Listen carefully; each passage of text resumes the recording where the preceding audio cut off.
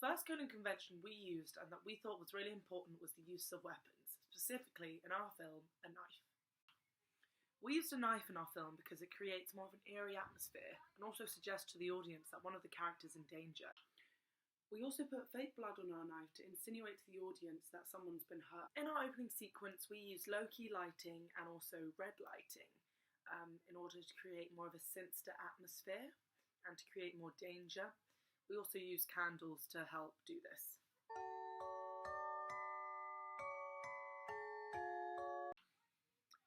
We've used shadows in our opening sequence because it helps hide the identity of the stalker.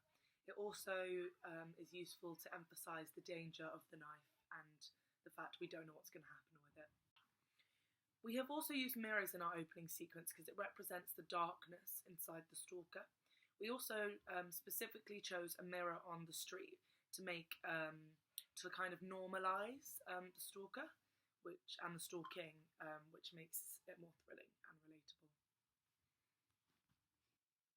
In the film The Sixth Sense, the opening sequence contains a lot of the same conventions as our opening sequence Obsession. For example, similar to Obsession, there is the use of shadows in a dark room.